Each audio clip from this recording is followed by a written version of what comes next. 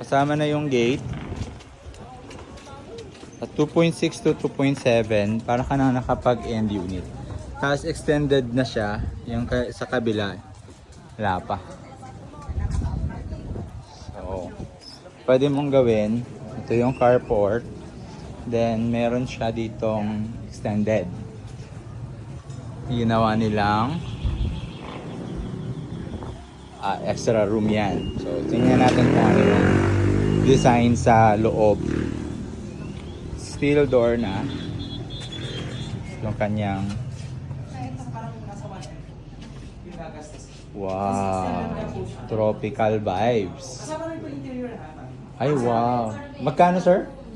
Magkano yung yung pa-extend yan? Usually nasa ano na po, 600 to 1 sir, yung Pa-extend. pa-extend niya. Okay, sir. Wow. Meron tayong 1 bedroom sa baba. Ito na yun. Ang laki niya. Ay, hindi po. Ano siya, as much as possible, hindi po kami mag-recommend ng construction. Client na po yung client na po. Ayos. Yan, ito meron tayong engineer dito. Sir, may service area pa tayo doon, malaki. Isang toilet din. Wow! Anong vibes? Galing. Mint green. I like this. Ito yung na-expand, sir, no? So kung kanina, dalawang kotse ang kasya, ay isa na lang po since in-extend ka natin. Pero kung dalawang sasakyan at gusto pang maximize po yung space, pwede naman kung sa taas yung mga kwarto, ito po yung extension ng kitchen at saka dining. Okay. Malaki pa yung likod niya. Tapos ito yung likod niya. Apo. Wow! So pwede pang taasan yung fence, pwede pa din naman lagyan ng bubong, huwag lang po sobrang sarado.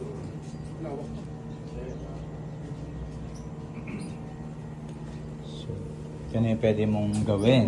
Pag may pera ka na, tapos mo na yung bahay mo, ito na next mo. Expand. At least meron ka pang room for improvement. Room for improvement. Laki ng TV ah.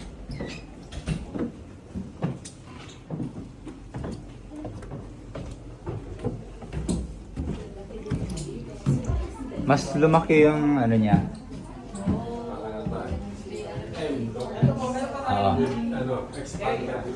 Gawin natin dito, pagkuha na natin ng dalawa. Pag ang diskarte sa mga duplex, dalawang pakuha mo sa kanya.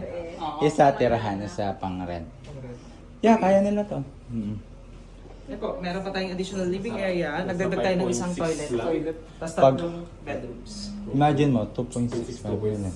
So, gusto nila single detached. Ito na.